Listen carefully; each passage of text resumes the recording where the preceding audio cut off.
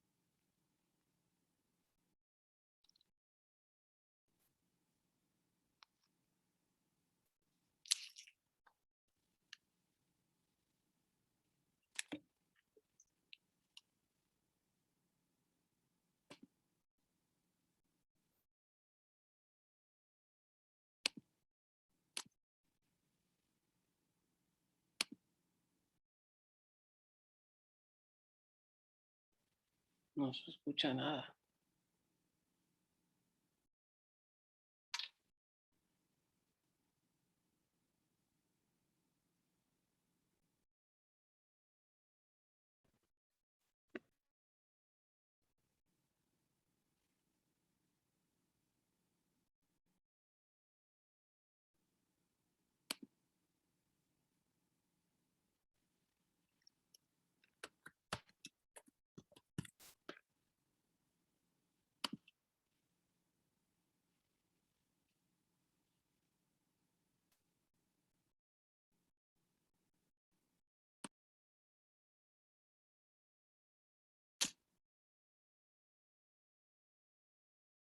¿Por qué no se escucha? Pues sí, pero dejó en cuanto. Ya te escuchamos, Mario. Perdón, es que yo escucho. Ahí estás. Ah, muy bien. Ya comparto pantalla. Adelante. Ok.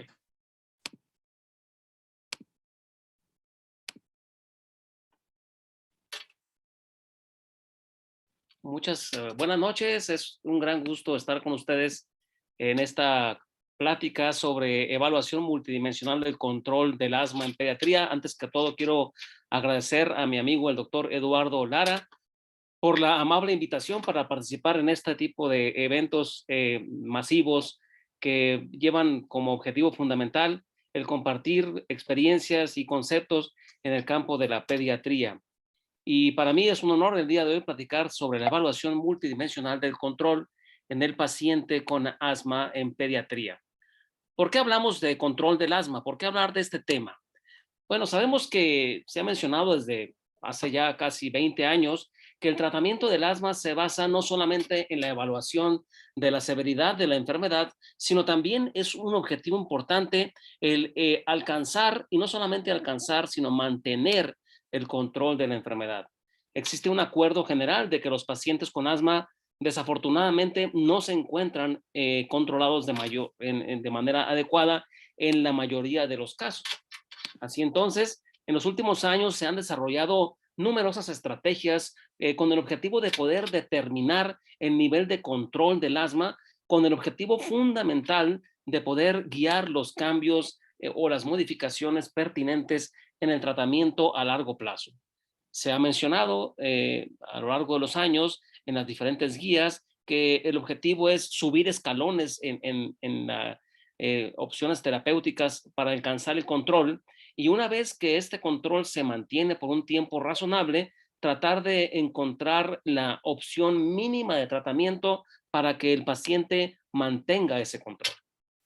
Desde 2001, ustedes pueden ver aquí, se han descrito que existen diferentes fenotipos y endotipos de la enfermedad asmática.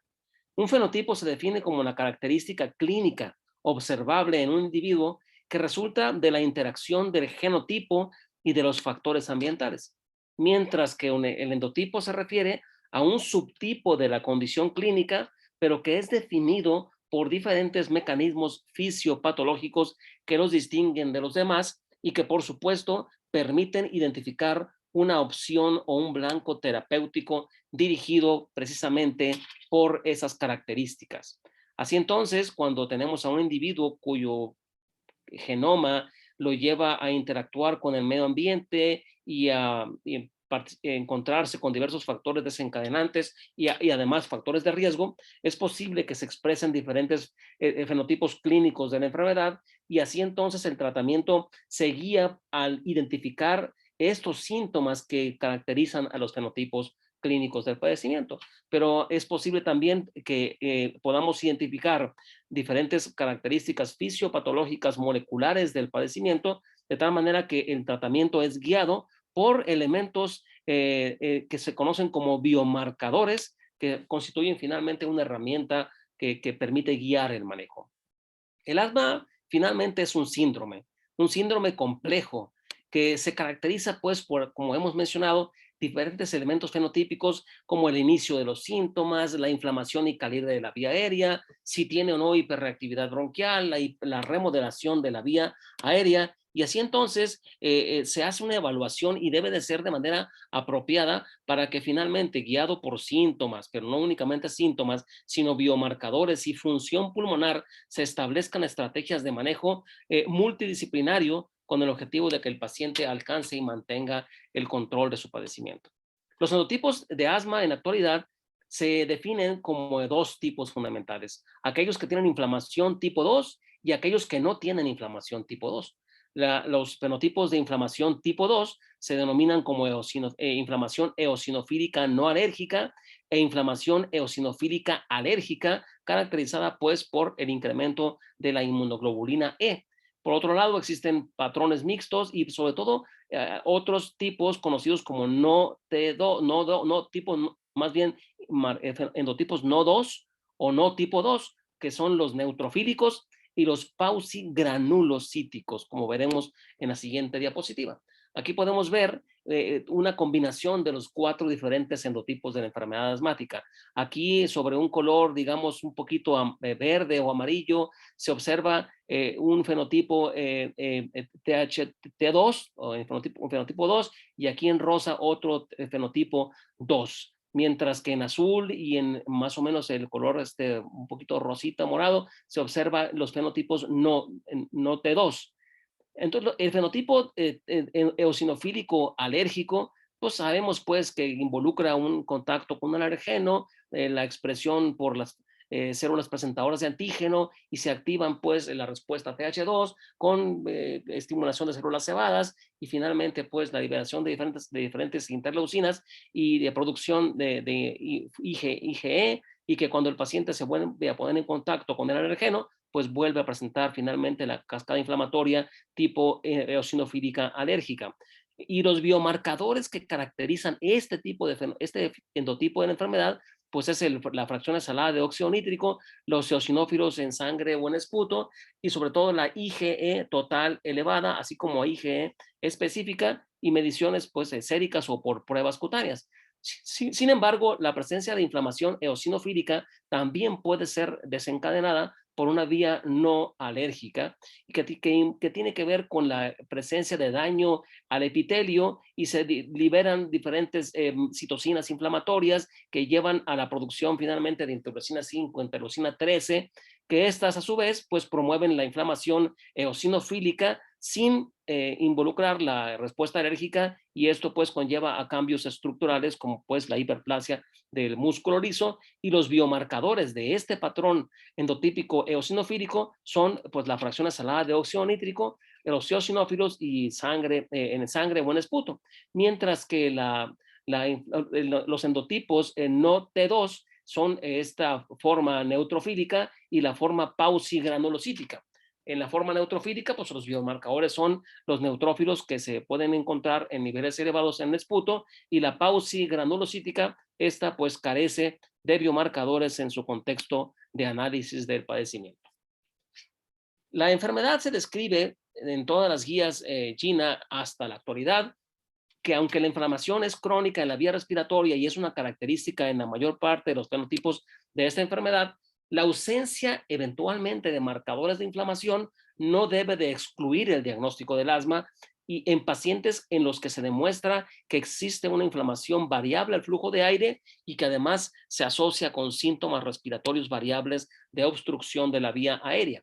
Es un síndrome finalmente, pues, que incluye diversos fenotipos que comparten manifestaciones clínicas similares, pero que podrían tener etiologías probablemente diferentes. Esto se puntualiza en la Guía GEMA 2015, la española, pero sin embargo dicen que desde un punto de vista pragmático se le puede definir como una enfermedad inflamatoria crónica de las vías respiratorias, en cuya patogenia intervienen pues diversas células y mediadores de la inflamación, y que esto es condicionado por factores genéticos que causan pues esta hiperrespuesta bronquial, que es una característica funcional de la enfermedad, con una obstrucción variable del flujo aéreo de manera total o parcialmente reversible. Esto puede ser ya sea por acción de medicamentos o incluso de manera espontánea. Así es como la define la guía española. Y esta evolución de conceptos ha llegado a la actualidad, a la guía mía, que no solamente es mía, sino de todos ustedes, por decirlo de una manera coloquial. La guía mía es el manejo integral del asma, recientemente publicado, que es el concepto que menciona que ha evolucionado a una entidad más compleja con una red de procesos inflamatorios parcialmente interrelacionados, que finalmente da como resultado una inflamación de la vía aérea que es causada por diferentes mecanismos que son los endotipos y que tienen una expresión clínica que es variable, que es la característica del asma, su variabilidad con exacerbaciones y remisiones, y que tiene finalmente denominación como fenotipo, que es la expresión clínica de la enfermedad. Finalmente, pues, es un diagnóstico como un paraguas, y este paraguas formado por diferentes gajos que abarcan diferentes patologías que finalmente resultan en la inflamación crónica de la vía aérea, y que es variable en el tiempo y además variable en la intensidad de la expresión de la enfermedad.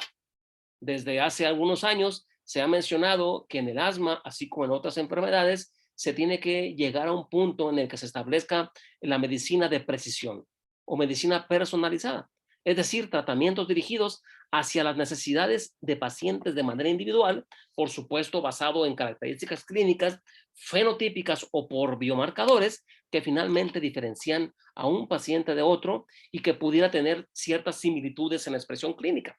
¿Qué quiere decir todo esto? Pues, lo que quiere decir es que los pacientes pueden tener un contexto sindromático muy parecido, pero que nuestro deber, nuestra función en el momento actual es tratar de identificar las características no solamente fenotípicas que agrupan características en pacientes, sino también tratar de identificar los factores moleculares, fisiopatológicos de la enfermedad, con el objetivo de poder definir un plan terapéutico individualizado para cada paciente.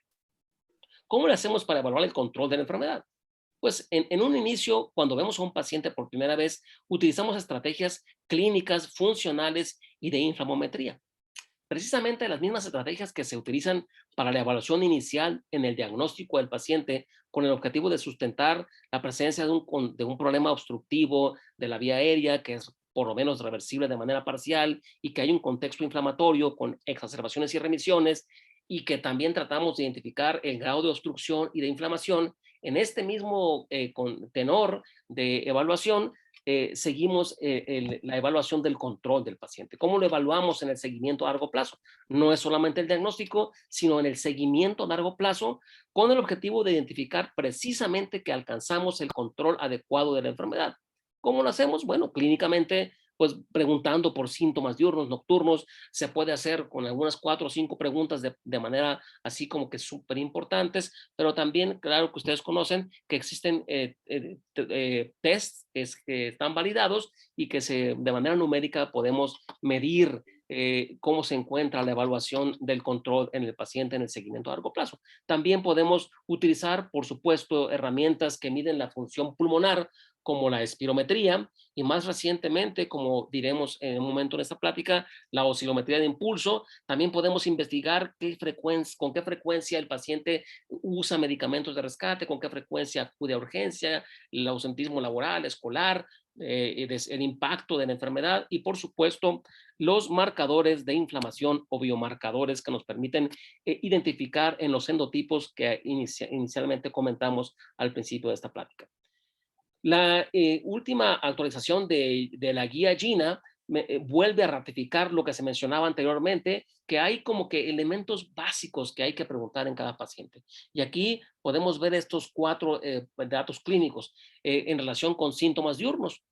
Si preguntamos rápidamente con qué frecuencia ha presentado en el último mes síntomas nocturnos, despertares por síntomas de asma, con qué frecuencia ha requerido aplicarse medicamentos de rescate, si es más de 2 veces por semana o no, o si ha tenido algún tipo de restricción en sus actividades cotidianas, aquí nos daremos cuenta si el paciente se encuentra bien controlado, parcialmente controlado, si tiene uno o dos de estos elementos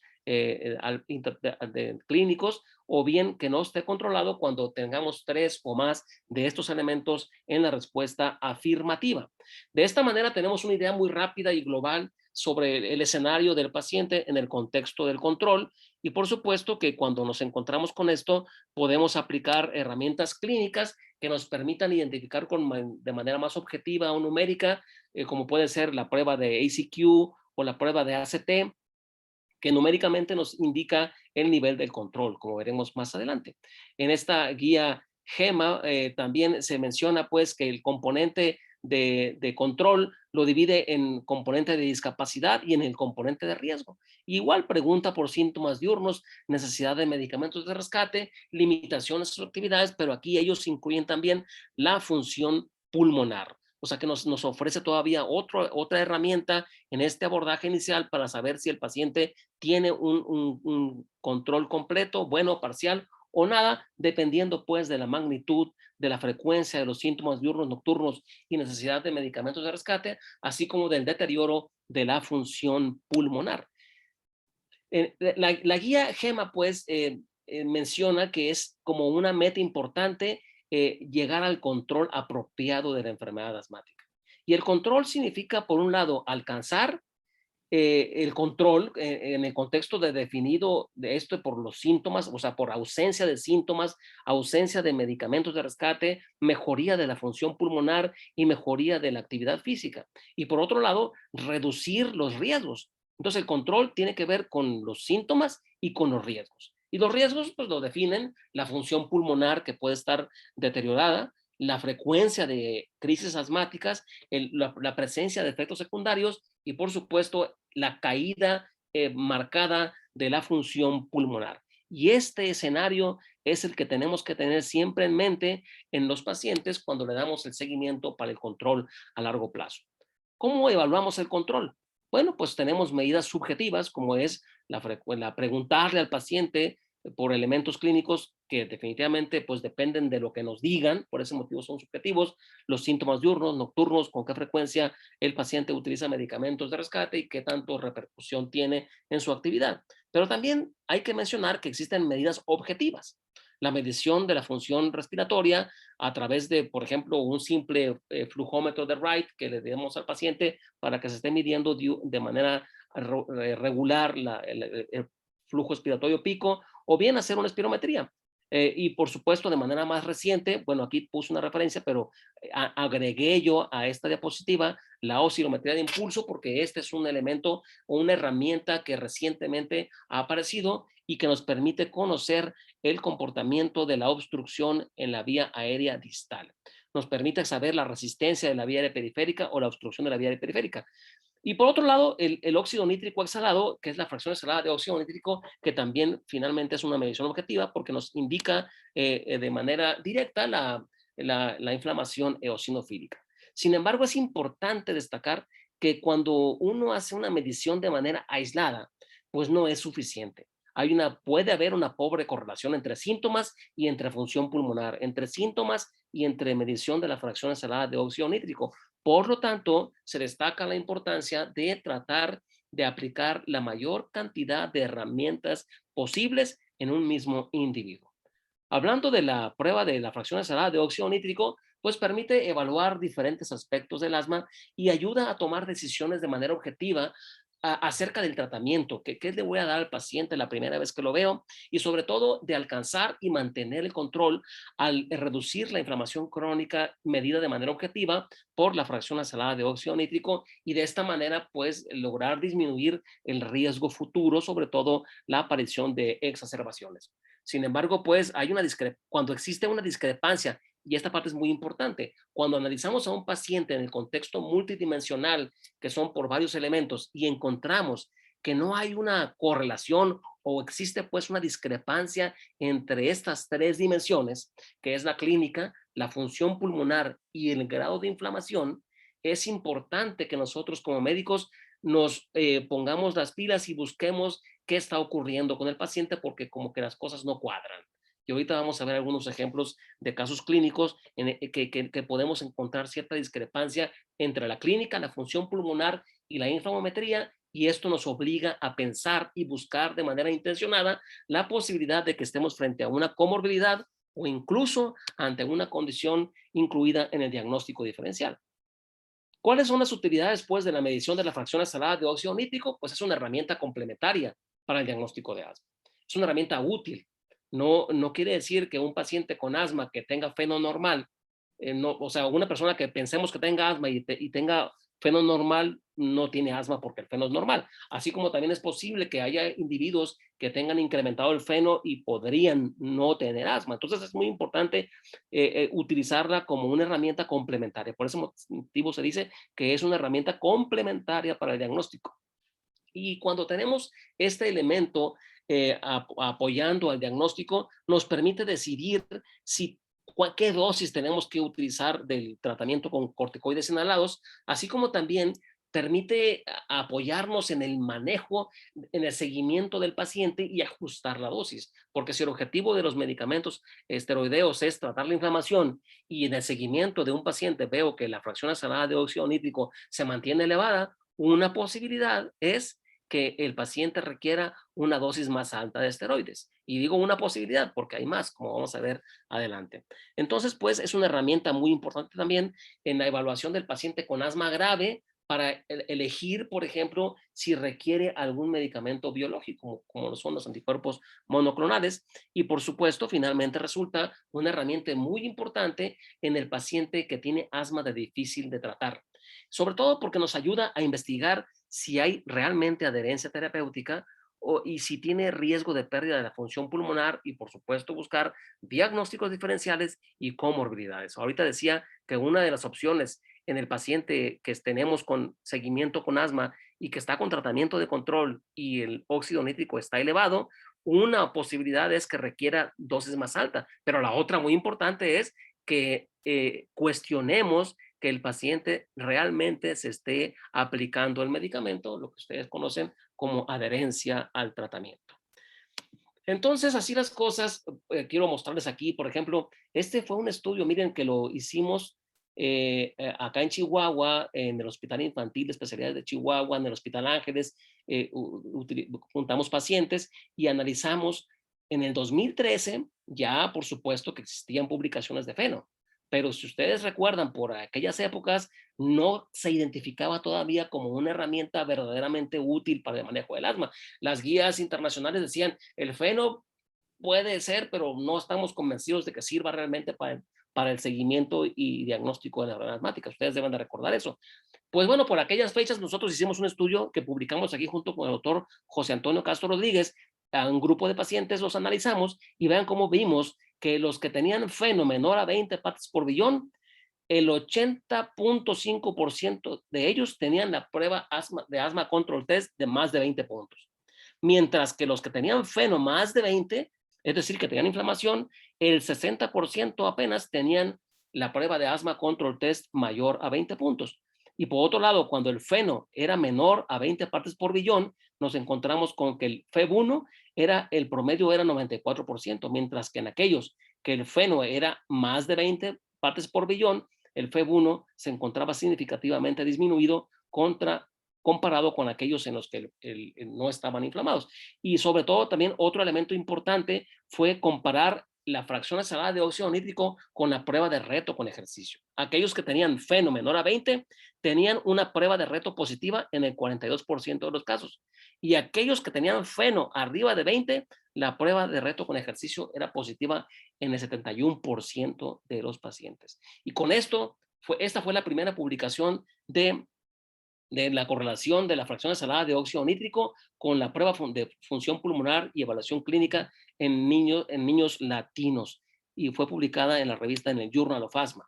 Pues con esto les quiero decir, pues, y que actualmente los consensos del Consenso Mexicano de Feno, recientemente también publicado, pues ya establece claramente, pues, la utilidad de la medición de la inflamación eosinofílica determinada por la fracción salada de óxido nítrico. Así entonces que nos puede ayudar para el diagnóstico, tanto en adultos como en niños, por supuesto que si está por abajo de 25 o por abajo de 20 partes por billón, pues esto nos indica que no existe inflamación eosinofílica. Si está entre 25 y 50 o 20 y 35, pues esto nos indica que podría haber inflamación eosinofílica, y cuando es más de 50 o más de 35, sin tratamiento con corticoide, más de 35, y con tratamiento con corticoide más de 20, y acá es más de 40 y más de 25, nos habla de la posibilidad mayor de inflamación eosinofílica en pacientes. Entonces, con clínica, presencia mínima de 2 síntomas clave durante 6 semanas, como estos, con espirometría mostrando obstrucción reversible y debajo del valor de corte, debemos de considerar que si es asma, es una forma no T2, ya que no se demostró inflamación eosinofílica y por lo tanto podría ser poco beneficioso el tratamiento inicial con corticoides inhalados a dosis altas. Entonces, más o menos es igual esta consideración en el abordaje diagnóstico en pediatría. Y por otro lado, tenemos el contexto del seguimiento. Si tenemos un paciente para seguimiento, en el caso de niños, y tiene menos de 20 partes por billón, y el paciente tiene tratamiento para asma, es posible que podamos considerar disminuir gradualmente la dosis del corticoide y mantener pues una adherencia adecuada terapéutica. Si está entre 20 y 35, pues hay que mantener probablemente la misma dosis, considerar repetir la medición en un mes y volver a evaluar el apego terapéutico. Y si el paciente con tratamiento de asma tiene el FeNO mayor a 35, pues hay que, por un lado, descartar falsos positivos, como puede ser el que haya consumido alimentos que pudieran incrementar el feno, como pueden ser alimentos como la lechuga, comida china, refresco, café. Es importante que antes de que el paciente se le haga la medición, se indique que evite consumir esos alimentos, ya que podría elevar falsamente la fracción salada de óxido nítrico. Y por supuesto que también aquí no hay que bajar, por supuesto, hay que incluso pues,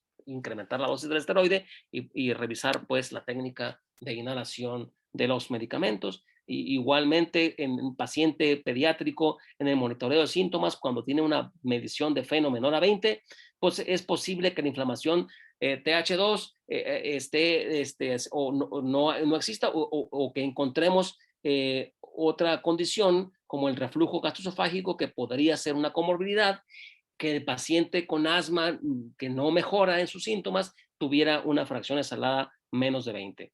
Pues si está entre 20 y 35, el paciente con asma que no mejora, eliminar la exposición a alergenos, evaluar adherencia terapéutica y considerar el incremento de dosis de los esteroides. Y por otro lado, si está mucho más alto, pues por supuesto hay que buscar, por supuesto, otras situaciones como es incrementar la dosis del esteroide, la técnica correcta del medicamento e incluso considerar otras condiciones que pudieran llevar a una inflamación eosinofílica como la aspergilosis broncopulmonar alérgica. Y aquí tenemos este resumen que nos habla precisamente de lo mismo. La fracción salada de óxido nítrico nos sirve para el diagnóstico y para el seguimiento. En el seguimiento nos ponemos en la variable de paciente sintomático y del paciente asintomático. Si el paciente está sintomático y tiene el óxido nítrico elevado, pues hay que buscarle por otras posibilidades de diagnóstico diferencial, y es muy poco probable que requiera incrementar la dosis de esteroide. Vean qué importante es. Si el paciente está asintomático y tiene un FeNO menor a 20, pues vamos por buen camino, sin duda, ¿no? Y para el diagnóstico, pues acá, si consideramos que tiene asma y tiene FeNO menos de 20, bueno, pues es un paciente que por un lado podría ser que no tuviera asma o que tenga una forma de asma no T2, no eosinofílica. Y lo mismo pues por acá, en el paciente que tiene una medición de FeNO entre 20 y 35, pues hay que vigilar el contexto clínico del paciente para la consideración de la inflamación eosinofílica.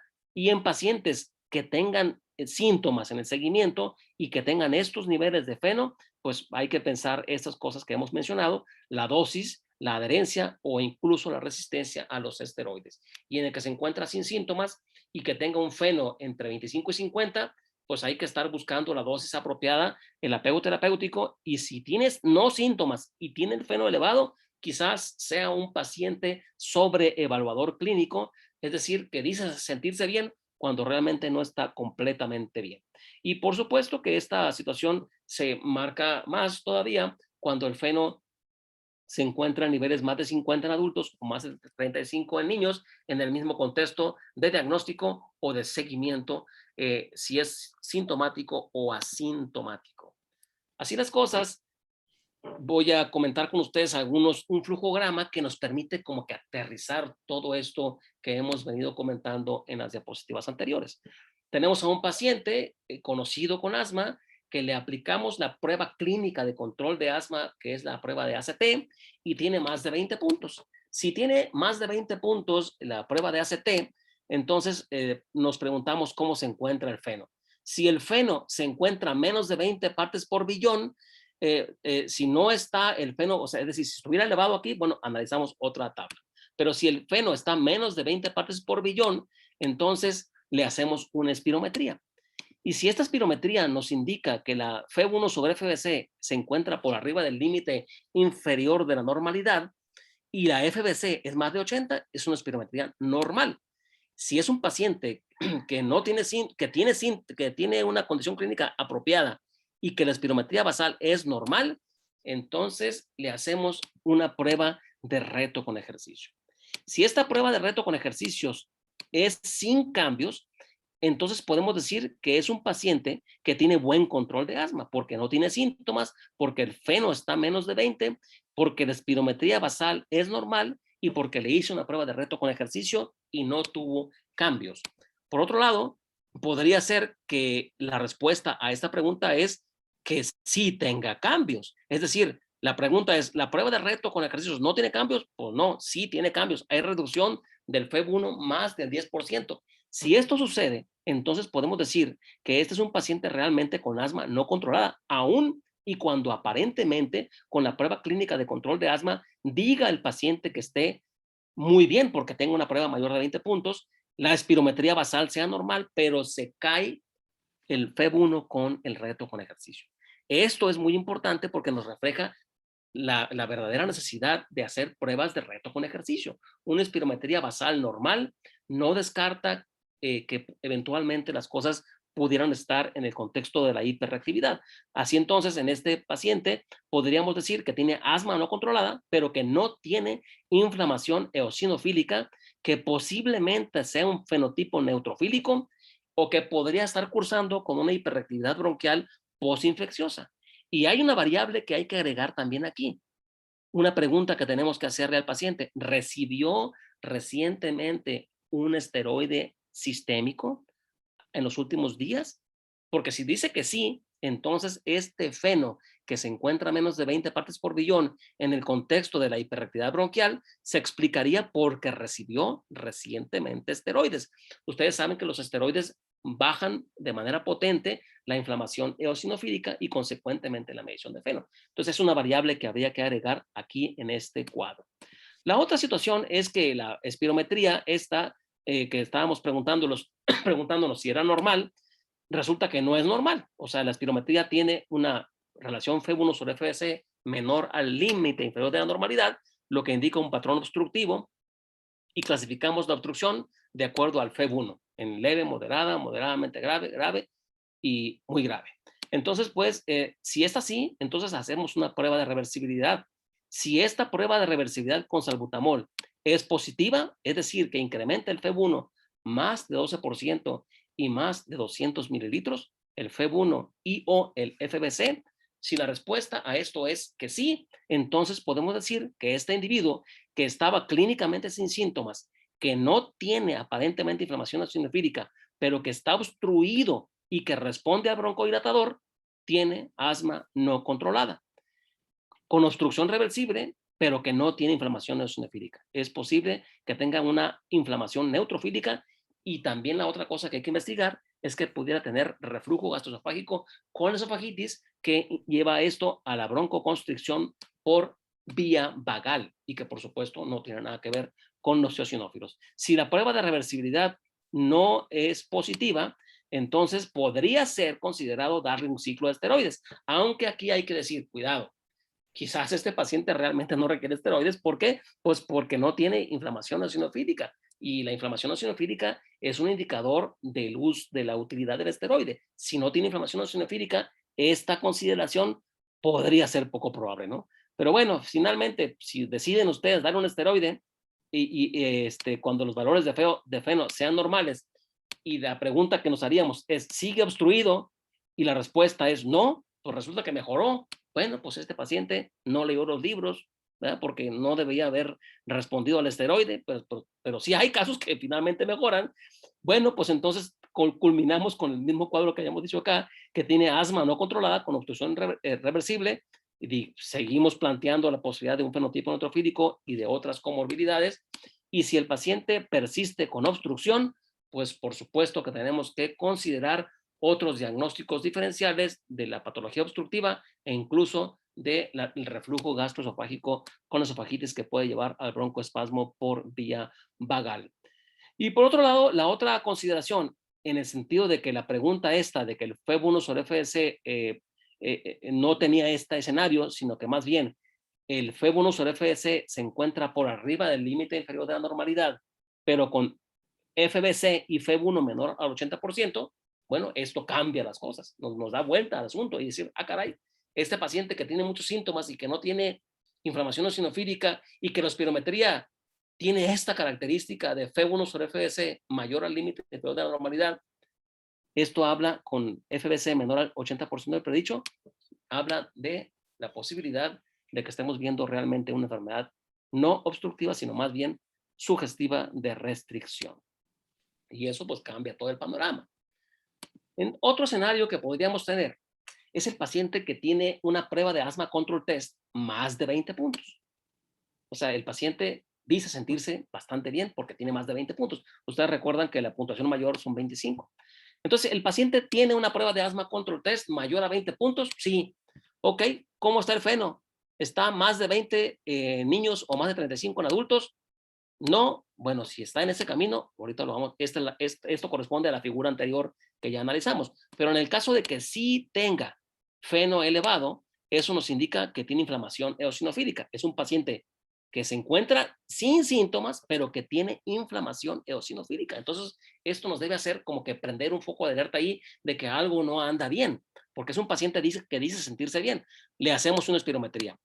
Y si la espirometría resulta que la relación FEB1 sobre FBC es mayor al límite inferior de la normalidad y la FBC y FEB1 es más del 80% del predicho, si esto es así, bueno, pues entonces le hacemos una prueba de reto, porque eso significaría que la espirometría es normal. Si la espirometría es normal, entonces le hago una prueba de reto.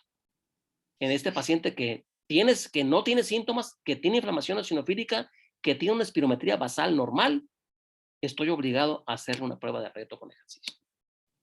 Y si la prueba de reto con ejercicio reduce el FEB1 más, es decir, hay una reducción mayor al 10%, entonces terminaré diciendo que es un paciente con asma no controlada, que es un paciente sobreevaluador, porque él dice sentirse bien cuando realmente no lo está, que tiene hiperactividad bronquial porque cayó el FEB1 con el ejercicio, que tiene inflamación eosinofílica porque tiene el feno elevado, y aquí habría que considerar incrementar, si está con esteroides, incrementar la dosis o incluso considerar terapia de combinación con un segundo controlador. Revisar, por supuesto, siempre la técnica de inhalación. Si el medicamento se lo pone de manera incorrecta, pues no llega a la vía respiratoria y por más que le pongamos un buen medicamento, pues no funciona. También aquí sería importante ver cómo se encuentran los niveles séricos de inmunoglobulinas E, así como las cifras de eosinófilos en sangre periférica, ya que esto nos empieza a encauzar al tratamiento individualizado por endotipos y quizás este paciente pudiera requerir manejo en el contexto de asma de difícil control o difícil de tratar con medicamentos biológicos si tuviera este cuadro que está aquí en amarillo. Si el paciente le hacemos la prueba de reto con ejercicio y no se reduce el FEB1, entonces es un paciente con asma que tiene un control clínico, o sea, se siente bien y que tiene un control aparte funcional porque la espirometría basal es normal y la prueba de reto con ejercicio no cayó. Sin embargo, tiene elevado el feno. Entonces, aquí tenemos que preguntarnos, oiga, ¿no se habrá echado una ensalada de con lechuga antes de la prueba.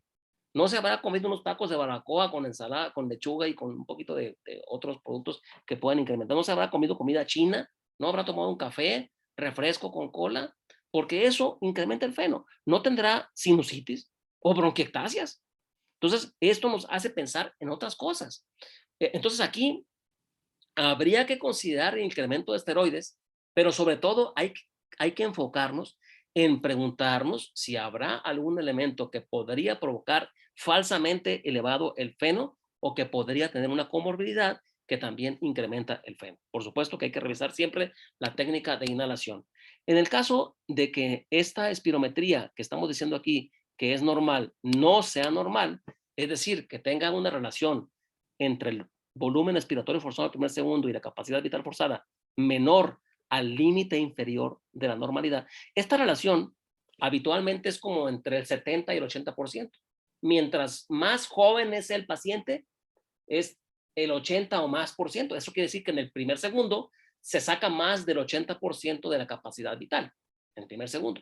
Y mientras más edad tiene el paciente, o mientras menos joven es, para no decir que mientras más viejo, mientras menos joven es, esta relación del FEV1, que es el volumen expiratorio forzado al primer segundo contra la capacidad vital, empieza a disminuir y puede llegar incluso a ser un poquito abajo del 70%.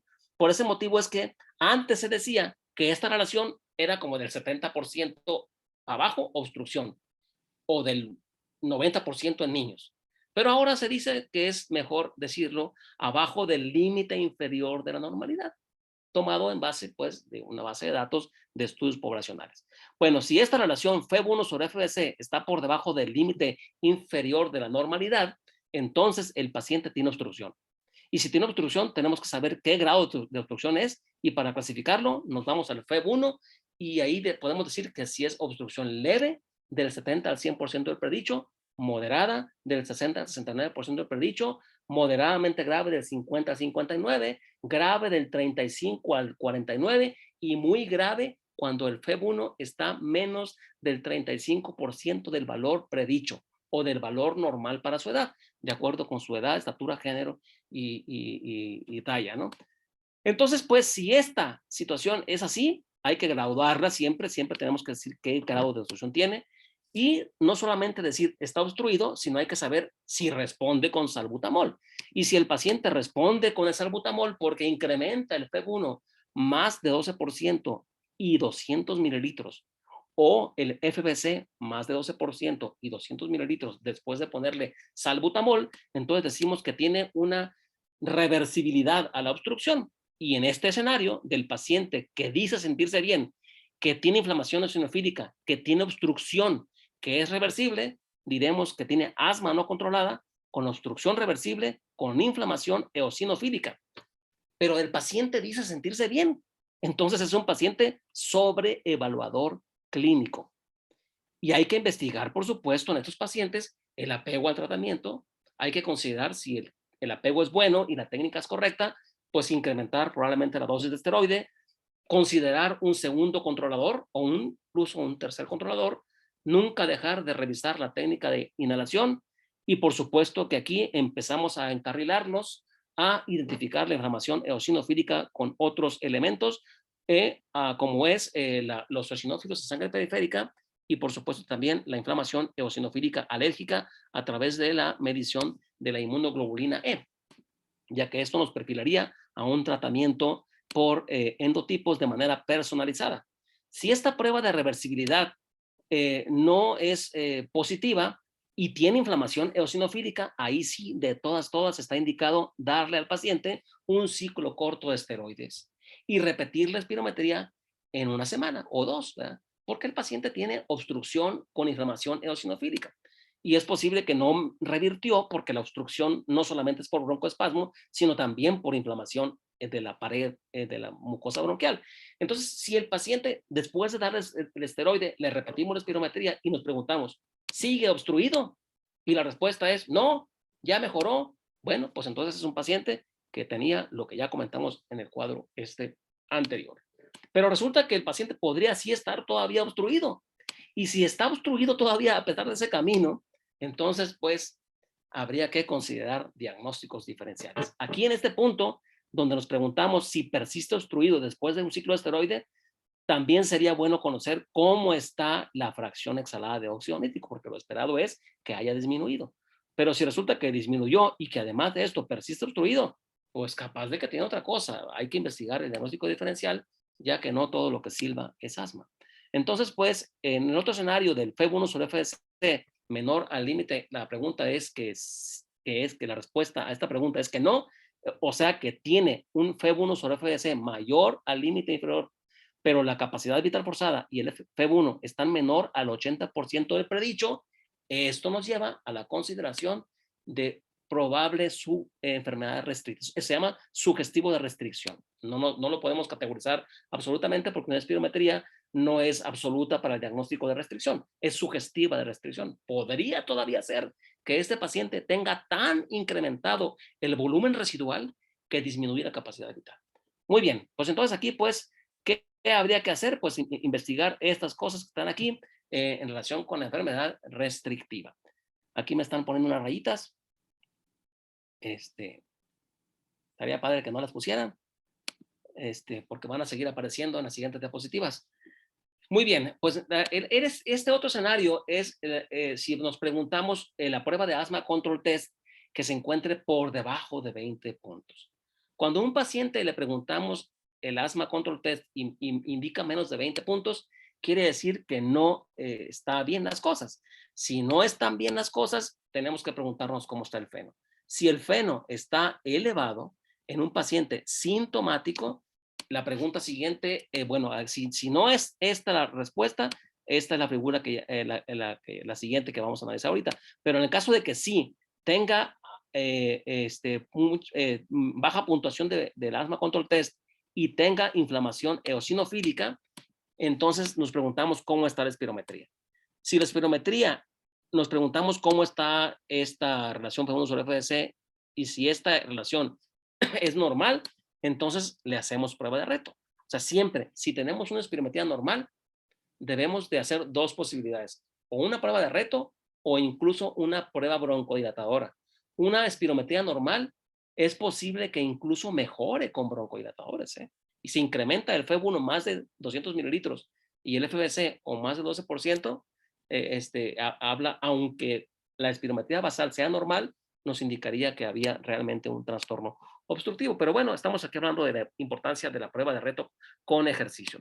Se le hace una prueba de reto con ejercicio a este paciente que tiene síntomas, muchos, porque tiene menos de 20 puntos, que tiene inflamación eosinofílica, cuya espirometría basal es normal. Le hacemos prueba de reto con ejercicio y cayó el FEV1. La consideración con este paciente es que tiene asma no controlada, que tiene hiperactividad bronquial, que tiene inflamación eosinofílica, y las preguntas que nos tenemos que hacer es investigar el apego terapéutico, considerar incremento de dosis del esteroide siempre y cuando el paciente se lo aplique correctamente, tenga un buen apego, considerar terapia de combinación con un segundo o un tercer controlador y empezar a perfilarlo con otros biomarcadores para saber si requiere otros tipos de medicamentos, particularmente hablando de los anticuerpos monoclonales. Si el paciente en esta prueba de reto con ejercicio no cae el FEV1, entonces diremos que es un paciente con asma no controlada porque tiene síntomas, que tiene inflamación eosinofílica, pero que la función pulmonar es normal. Aquí también tendríamos que preguntarnos que no haya algún dato que incrementara de manera alternativa el feno y plantearnos pues el incrementar la dosis del esteroide o revisar la técnica de inhalación. Si el FEV1 sobre FDC resulta que no es mayor al LIN, sino al contrario, menor al límite inferior, esto nos habla de un patrón obstructivo, como hemos mencionado anteriormente, y entonces pues hay que hacerle prueba de reversibilidad con salbutamol, y si esta prueba de reversibilidad muestra un incremento en el FEV1 más del 12% y 200 mililitros en FEV1 o FBC, entonces diremos que tiene asma no controlada, con obstrucción reversible, con inflamación eosinofílica, y hay que investigar estas cosas que hemos venido comentando con anterioridad. Si esta prueba de reversibilidad no es positiva, entonces podría ser sin duda que le demos un tratamiento con esteroides, porque es un paciente que tiene síntomas, que tiene inflamación, que tiene obstrucción, que no revirtió con salbutamol entonces le damos esteroides y aquí preguntamos si persiste obstruido. Si no persiste obstruido, caemos al cuadro anterior y si sí persiste obstruido, pues hay que considerar diagnósticos diferenciales. Y si la espirometría tiene un patrón sugestivo de restricción porque la relación F1 sobre FBC es mayor al límite inferior de la normalidad con capacidad vital forzada y F1 menor al 80% del predicho, entonces tenemos una espirometría con un patrón sugestivo de restricción y tenemos que investigar pues otras enfermedades que son restrictivas, pero aparte hay que analizar por qué tiene incrementado el feno, que nos indicaría una inflamación eosinofílica y aquí nos lleva al diagnóstico de otras entidades que pueden estar presentes. Y el otro escenario final, pues, es que tuviéramos a un paciente que tiene diagnóstico de asma y que le hacemos una prueba clínica de control test porque estamos evaluando el seguimiento y nos encontramos con que tiene menos de 20 puntos, lo que quiere decir que está muy sintomático. Si es así, le medimos el feno y si el feno está por debajo de los valores que se consideran como punto de corte, entonces diremos que este paciente no tiene inflamación eosinofílica a pesar de que reporta síntomas. Entonces recurrimos a la espirometría. Si la espirometría nos preguntamos, ¿la relación F1 sobre FBC es mayor al límite inferior de la normalidad con el FBC y el F1 más del 80% del predicho? Sí. Bueno, si es así, le hacemos ¿qué? Una prueba de reto. La prueba de reto, esta se reduce el F1 más de 10% comparado con la basal. Sí. Bueno, pues entonces diremos que es un paciente con asma no controlada, que tiene hiperactividad bronquial, que no tiene inflamación eosinofílica y que pues hay que investigar apego terapéutico y que es poco probable que mejore con el incremento de esteroides ya que no tiene inflamación eosinofílica. Por supuesto que en este escenario hay que preguntarnos, ¿este paciente con síntomas que tiene feno elevado y que tiene esta espirometría no recibió recientemente un esteroide inyectado o por vía oral? Porque si fue así, eso explicaría por qué tiene el feno disminuido.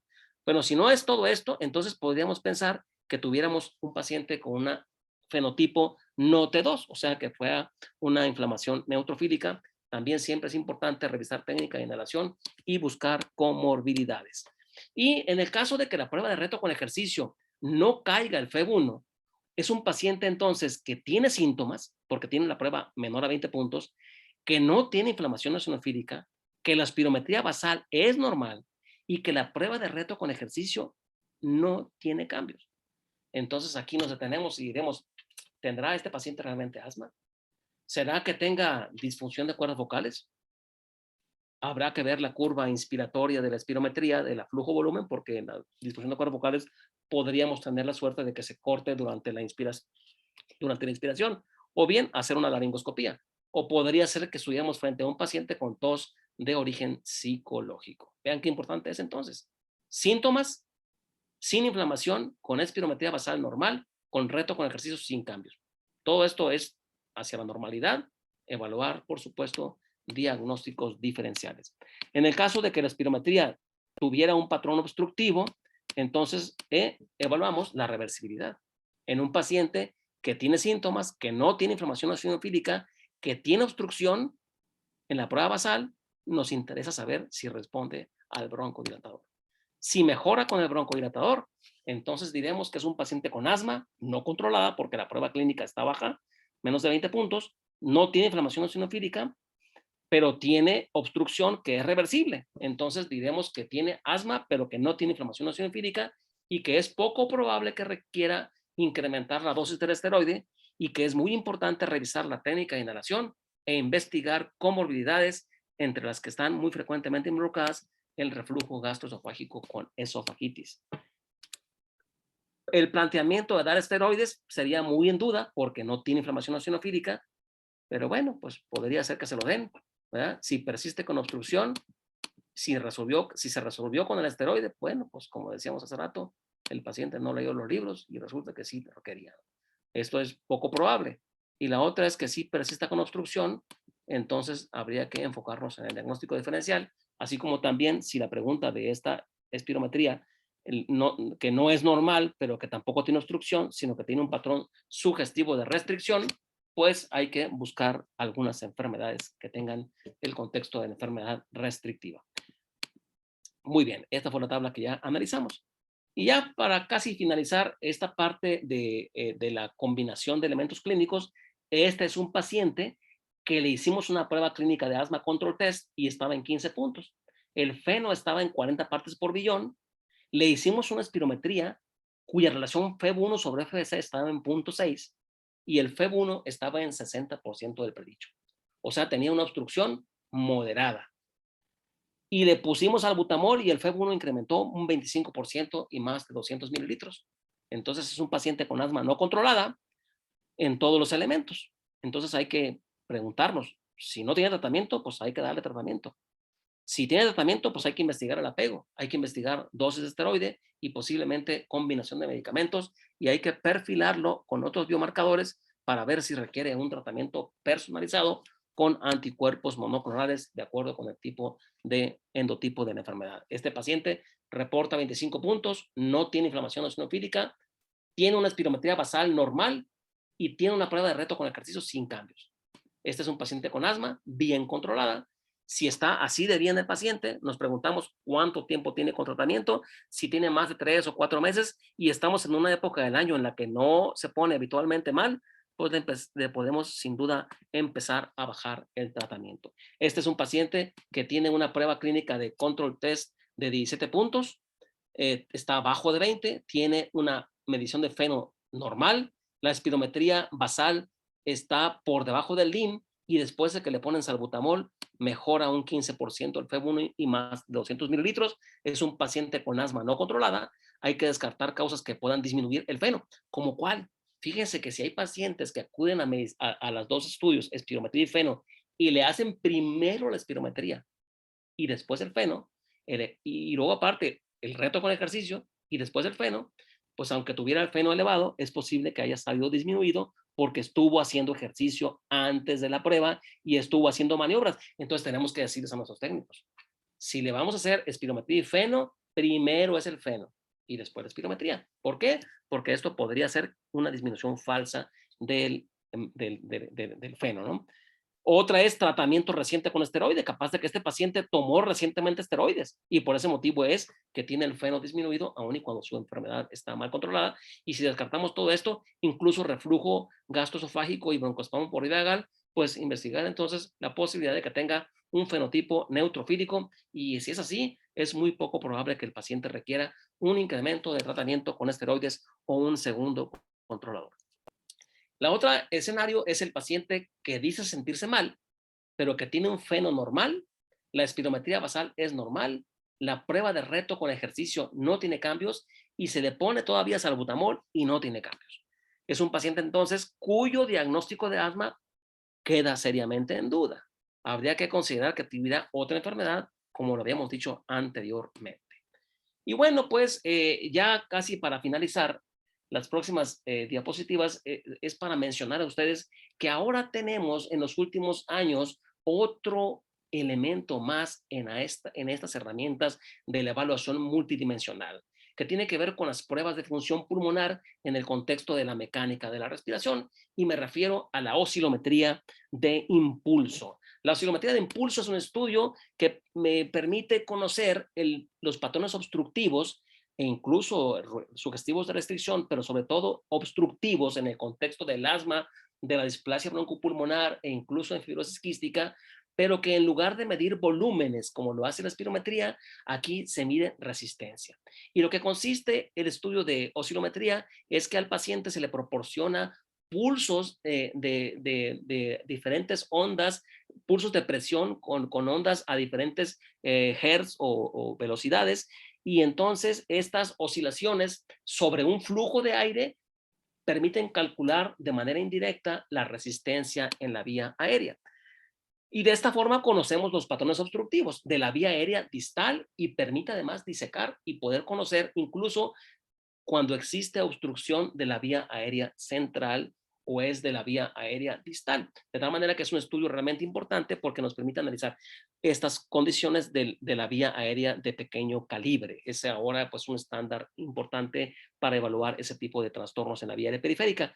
Y si comparamos contra la espirometría, bueno, pues la oscilometría de impulso es una prueba que se realiza en respiración a volumen corriente, de tal manera que no depende del esfuerzo, que es adecuado para lactantes desde los 2 o 3 años de edad, es fácil, es rápido de usar, en 3 a 5 minutos, y que permite evaluar la vía aérea de pequeño calibre. Entonces, aquí, como comentábamos, el equipo proporciona pulsos de vibraciones en una bocina a diferentes frecuencias, a frecuencias bajas, a frecuencias bajas. Estas frecuencias de oscilación viajan por la vía respiratoria y tienen que vencer lo que se conoce como impedancia, y que la impedancia tiene que ver con la resistencia, el flujo de aire y la distensibilidad de la pared torácica y de la vía aérea muy distal para poder fluir estas oscilaciones a través de toda la vía respiratoria, y de esta manera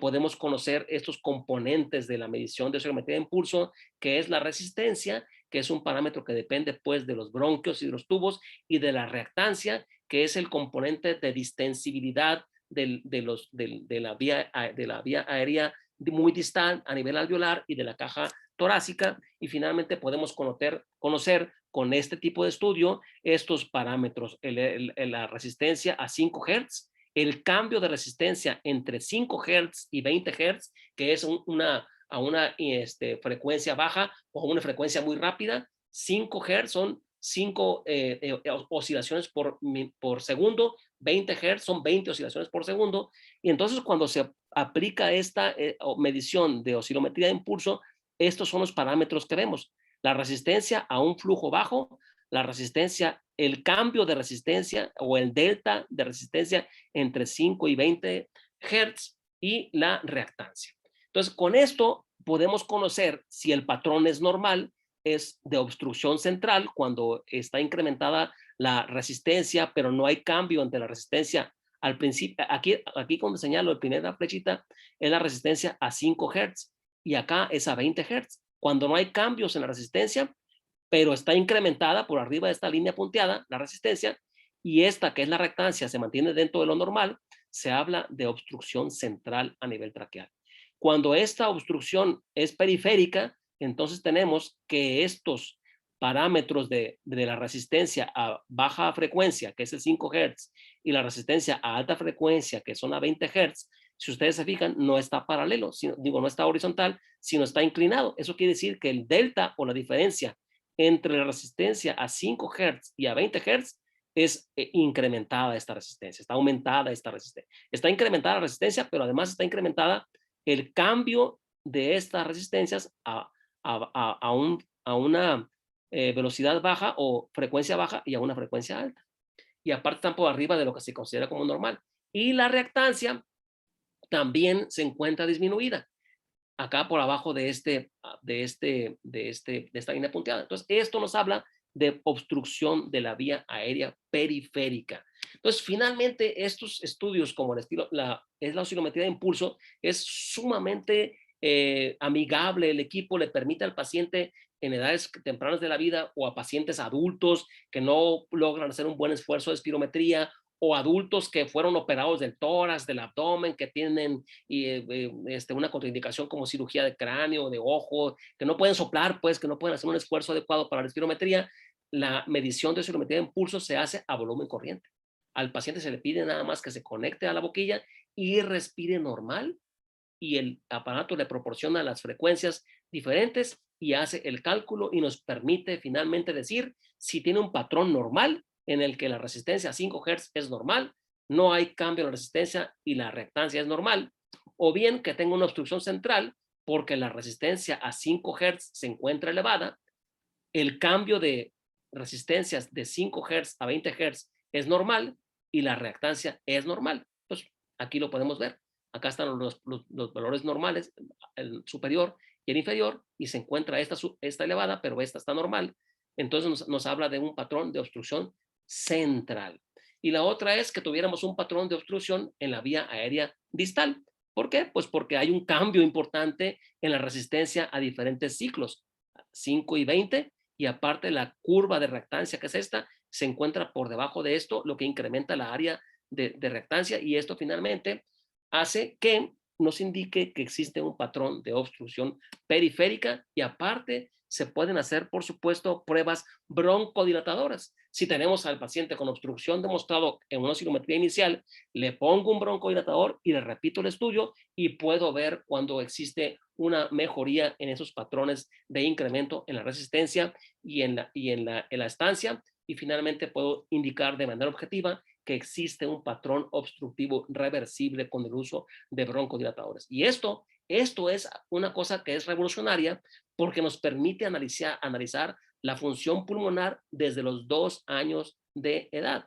Y esto es extraordinario para este tipo de pacientes. Pero no solamente es un estudio que es una opción para pacientes que no pueden hacer una espirometría, sino que también es un estudio que es aparte complementario a una espirometría. Si tengo una espirometría y no estoy muy seguro cómo se encuentra la vía aérea de pequeño calibre, lo complemento pues con la oscilometría de impulso, y de esa manera tengo muchos más elementos para saber qué está ocurriendo. Finalmente, pues, la oscilometría de impulso es un método sencillo, eficaz, sensible para evaluar tanto a pacientes con asma como EPOC, así como también evaluar su respuesta al tratamiento. Es un estudio fácil de hacer, que se puede hacer incluso en el consultorio, y es más fácil pues que por supuesto la espirometría y la pletismografía, pero pues puede ser sobre todo complementario y nos permite tener más información. Y ya para concluir, sobre esta plática de la evaluación multidimensional del control en el paciente con asma, podemos decir que como tenemos una visión amplia del escenario del paciente, nos vamos a poder permitir conocer mejor el nivel del control en pacientes con asma, poder brindar una mejor opción terapéutica acorde al fenotipo y endotipo de su enfermedad asmática, así como también podemos investigar el apego al uso de los medicamentos controladores, y sobre todo nos va a estimular a que busquemos diagnósticos diferenciales y comorbilidades en pacientes con asma que no tengan un buen control de su padecimiento en el seguimiento de su enfermedad. Con esto culmino esta presentación y quedo a sus órdenes para cualquier duda, pregunta o aclaración. Muchas gracias, doctor Mario Soto. Si nos hace favor de dejar de compartir su pantalla. Sí. Listo. Bueno, pues definitivamente excelente charla que nos llevó muy fácilmente a comprender la utilidad del diagnóstico, el control y las herramientas con las que se cuenta ahora. Hay felicitaciones, pero me parece muy interesante cuando en la postura del control se habla de modificar dosis de corticoides y todo. Ahora, como estamos en una pandemia, sabemos, y hay varias publicaciones en las que se ha relacionado la obesidad con el asma, y pues en cierta forma tiene una base fisiopatológica muy clara, porque finalmente la obesidad pues causa un proceso inflamatorio sistémico. Y ahora con esta pandemia, los niños pues tienen dos factores agregados. Una es la falta de ejercicio y la socialización, está resguardado en su casa, parece que ahora ya se están reintegrando a la escuela de manera presencial, y la otra es los malos hábitos alimenticios. Entonces, por un lado diríamos la falta de ejercicio, que es importante para la rehabilitación funcional, la mecánica de la respiración, y por otro lado diría yo, ¿cuál es el aspecto emocional que también juega un papel importante en las cuestiones del manejo y el control del asma? Bueno, sin duda que usted ha tocado un punto muy importante, que es la obesidad. O sea, está perfectamente ahora demostrado desde hace años, pues, que la obesidad es una de las comorbilidades más importantes que evita el buen control de la enfermedad asmática. Existen mecanismos inflamatorios que tienen que ver con la leptina, otros factores inflamatorios de citocinas producidas en el paciente con obesidad, en el que los adipocitos no son realmente nada más células que almacenan grasa, sino que son realmente células con actividad proinflamatoria bien evidente, pues resulta ser un gran reto en el manejo de esos pacientes. Entonces, si tenemos ahora en esta evaluación multidimensional del control a un paciente con asma que no logre un buen control clínico ni funcional y que le medimos la fracción salada de óxido nítrico y es normal, otra pregunta que tenemos que hacernos es cómo se encuentra su índice de masa corporal, porque esa puede ser una causa de descontrol del asma no eosinofílico, definitivamente, ¿no? Entonces, es sumamente importante. Y la otra parte es, sin duda, la repercusión emocional. Los pacientes con asma, si usted recuerda, uno de los casos que pusimos era el paciente que tenía muchos síntomas con una puntuación de ACT como de 10 puntos, pero que todo lo demás estaba bien, estaba todo normal, que incluso la espirometría con reto, con ejercicio estaba normal. Entonces ahí una de las condiciones que hay que analizar es la disfunción de cuerdas vocales y la tos de origen psicológico.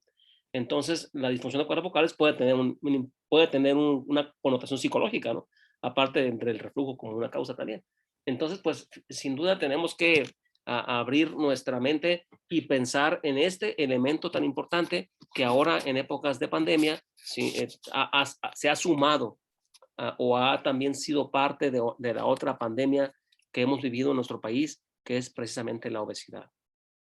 Muy bien, pues sí, coincidimos totalmente y me doy cuenta que aparte del diagnóstico y parte del control funcional y con los marcadores, si se manifiestan de manera eosinofílica, pues debemos de tener unos programas dentro del control del asma que debe de ser multidisciplinario, o sea, en el que tiene que participar un nutriólogo, tiene que participar un ejercitador o alguien encargado de poner ciertas disciplinas de beneficio para favorecer el ejercicio. Por ahí hay muchas cosas que se cuentan porque, por ejemplo, en Inglaterra tenían un índice muy elevado de asmáticos de mal control, hasta un 10%, 10, 12%. La dinámica de familia inglesa es bastante diferente de la mexicana. Y entonces hicieron un programa para que todos los chicos escolares tuvieran que pasar obligadamente como materia, aparte de sus actividades deportivas, una disciplina de calistecnia o de gimnasia.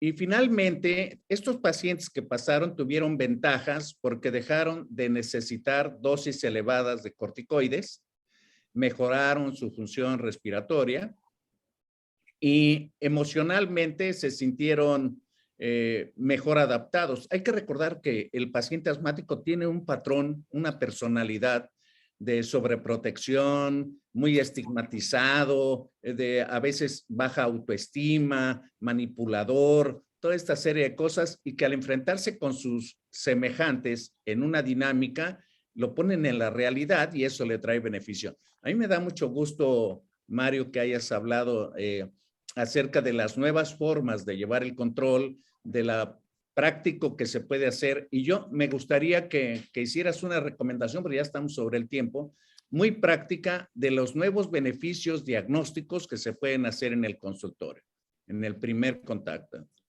Bueno, pues mire, yo mi estimado Lalo, lo que puedo decir es que tenemos que mantenernos alertas en el seguimiento del paciente con asma. O sea, diagnosticarlo es un compromiso importante, pero el seguimiento a largo plazo es básico y tener en mente que alcanzar el control, la medición de este parámetro depende de diferentes elementos. El elemento de la función pulmonar, de la inflamometría y la función pulmonar puede ser medida, pues, como decíamos, por medio de espirometría y recientemente por oscilometría de impulso. La espirometría es un estudio que requiere un entrenamiento adecuado, que se haga correctamente, depende del operador, del técnico que hace el estudio y por supuesto del paciente. Y si no se cumplen esos lineamientos, no puede ser interpretable porque no cumple criterios que se conocen como de aceptabilidad y de repetibilidad.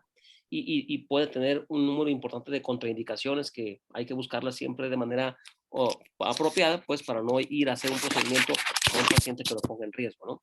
Es un estudio segurísimo, muy seguro, siempre y cuando se haga en la persona correcta, ¿no? La espirometría es un buen estudio, muy buen estudio que aporta mucha información. La oscilometría en pulso es un estudio, es un equipo nuevo, creo que es lo que podemos destacar ahora. Es un equipo relativamente nuevo que tiene la enorme ventaja de que se hace a volumen corriente, no requiere ningún esfuerzo del paciente.